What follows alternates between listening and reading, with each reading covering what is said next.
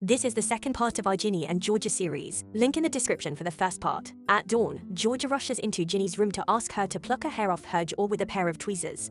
Ginny explains how her mom guards her beauty like someone's about to steal it. At school, while Ginny talks to Samantha, Marcus intentionally bumps into her. She follows him, but runs into Brasher, who is the hockey captain. Brasher tells her to come around to hang out with her and her friends if she'd like. Being one of the only few black girls on campus, this is Bracier's way of reaching out.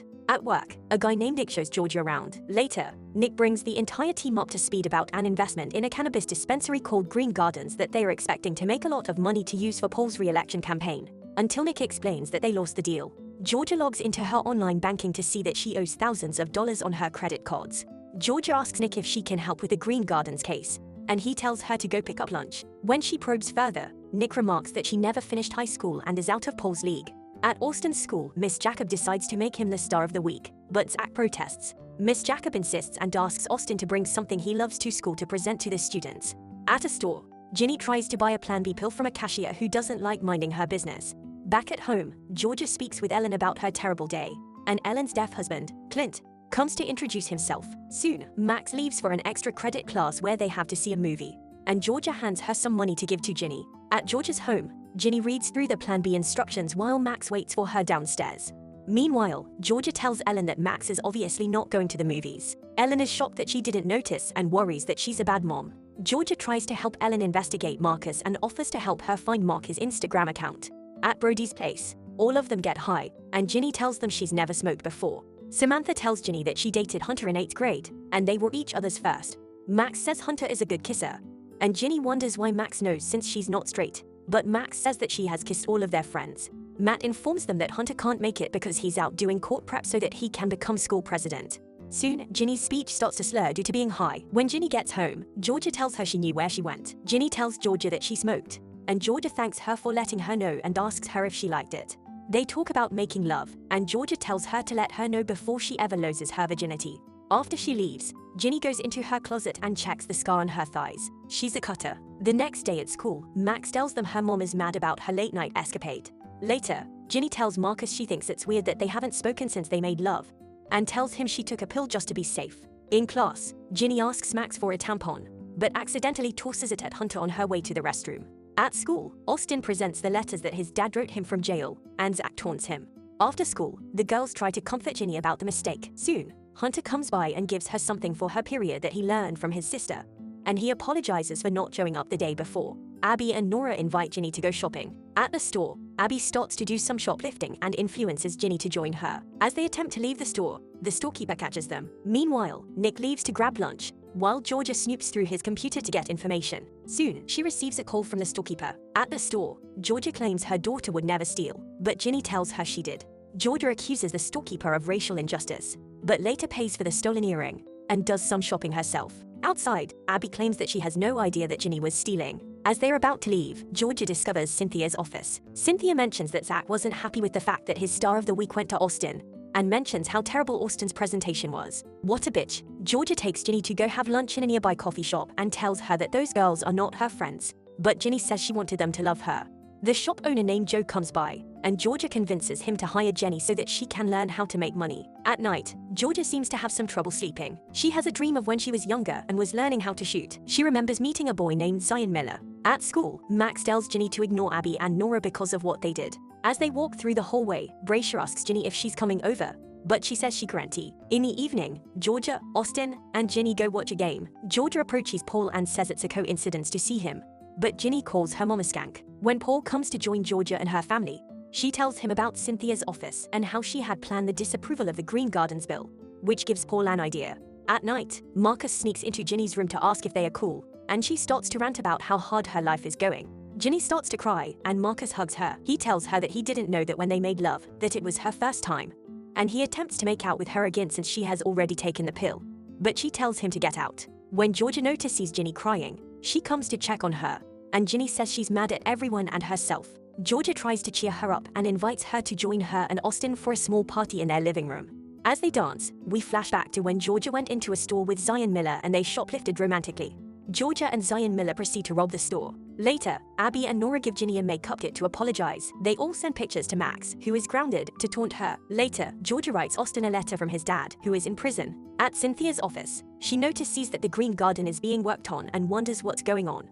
Soon, Georgia submits a credit card application in Austin's name. In a flashback, Georgia goes to her mom's house and shoots her stepfather's hand. In the present day, a private investigator named Gabriel speaks with Amber, the ex-wife of Georgia's dead husband, Ken. He tells her that Georgia's real name is Mary and that her real father is in a Mexico prison for attempted murder. He tells her that her name comes from a man named Ginny Miller, whom she never married. He says Gil Timmons is Austin's father, and he is serving time for embezzlement. Amber swears that she won't let Georgia get Ken's money, and Gabriel assures her he's heading to Wellsburg to get more dirt on Georgia. Later, Ginny and Hunter make out on the bed until Marcus comes to punch him. Soon, Marcus starts to make out with Ginny. Shortly after, Georgia comes to wake Ginny from her sensual dream. Ginny checks her phone to find a cute video from Hunter. She later narrates that Georgia believes that fantasies are for idiots and that reality is best, but she decides to continue her sleep. Later, Georgia tells her lawyer, Marty, that she bought their house hoping that she'll get her money after Kenny's death.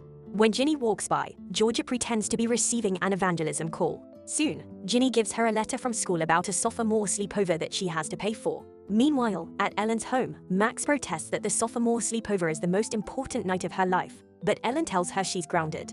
Marcus says he doesn't want to go since none of his friends are going. Max tells Ellen she's the worst mother and wonders why she can't be cool like Georgia. Soon, Georgia shows up and signals to Max to clean her table like a good girl to make Ellen permit her to go. Georgia offers to help Ellen chaperone the sleepover, and she agrees. At school, Max hopes she'll get to go to the sleepover so she can flirt with Riley, who she hasn't yet confirmed is not straight. Soon, the boys come around, and Max talks about Ginny and Hunter dating, which makes things awkward.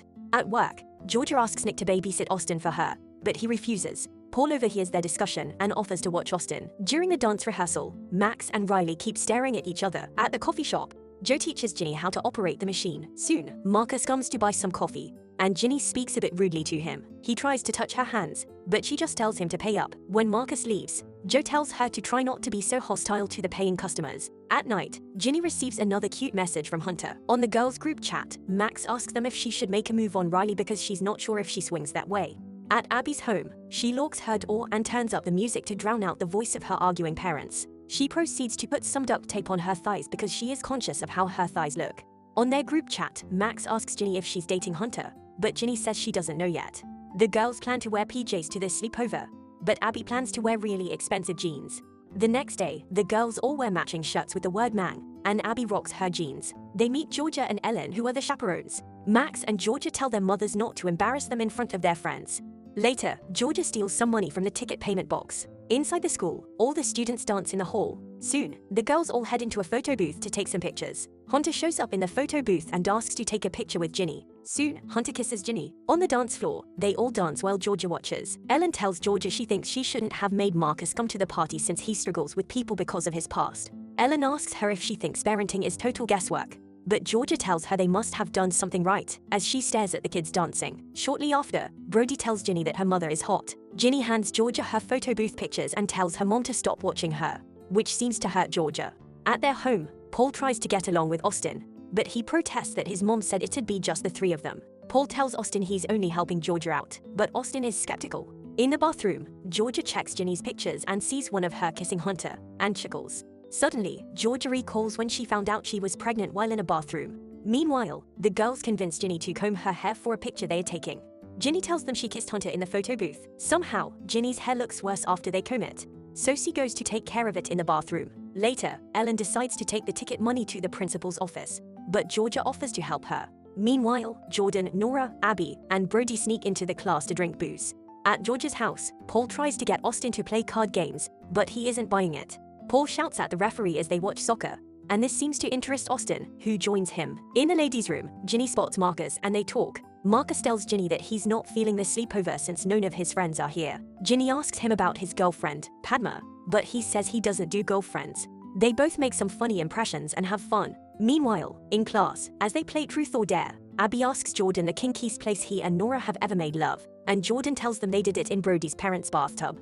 Jordan dares Abby and Brody to exchange outfits, but Abby refuses to take her jeans official. Nora asks her if she's okay, but Abby says she's fine and leaves. On the dance floor, Max approaches Riley and asks her to go talk privately. Max tells Riley she likes her and would like to throw it out there to see if she's feeling it too. She kisses Riley, but Riley seems reluctant, and Riley tells her not to worry about it because it's not a big deal.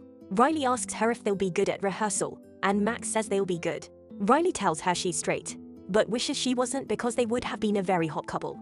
As Riley walks back to meet her friends, Max watches in despair. Meanwhile, in the principal's office, Georgia counts the ticket money, and Max storms into the office in tears. Georgia tries to comfort Max as she pockets some of the money. In the ladies' room, Ginny shares how self-conscious she is, and Marcus tells her he understands that Wellsbury is terrible. Ginny tells him that Wellsbury is a good place since he has 2 parents and a good school. Marcus reveals that his best friend died of cancer last year. Soon, they start to play, and as they are about to kiss, Georgia and Max enter the ladies' room.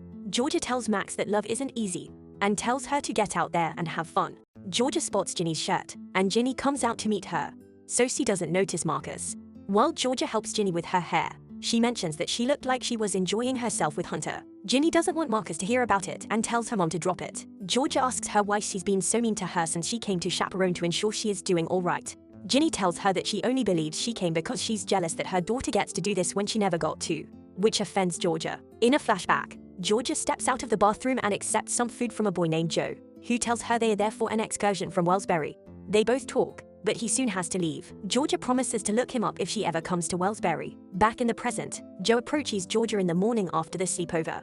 Meanwhile, Paul and Austin sleep off on the couch. Paul tucks Austin in properly and goes to clean up the house. While in the kitchen, Paul finds some credit cards in Austin's name. When they get out of school, Max tells Ginny how rejection sucks but tries to hide what happened from the boys. Hunter tells Ginny he had fun and would love her to become his girlfriend, and she agrees, while Marcus watches nearby. When she agrees, Marcus walks away. Meanwhile, Joe speaks to Georgia about how Ginny is fitting in and having fun. Ellen approaches Georgia to celebrate how everyone survived, and all the parents come to thank them for their good job. As Georgia leaves, Joe stares at her. At school, Ginny tries to assure Max that it won't be awkward with Riley. Soon, Riley approaches Max about the play. At the rehearsal hall, Max screams out due to frustration. A girl named Sophie asks her what's wrong. Max tells her she kissed a girl, and now the girl is acting like it never happened. Sophie tells Max that it's Riley's loss, and she thinks Max is hot. Max thanks her but realizes Sophie may be into her. During recess, Abby keeps rubbing her thighs as all her friends talk. As Hunter wraps his hands around Ginny, she looks at Marcus, who stares back at her. Subscribe for more videos like this. Turn on notifications and leave a like. It really helps the channel.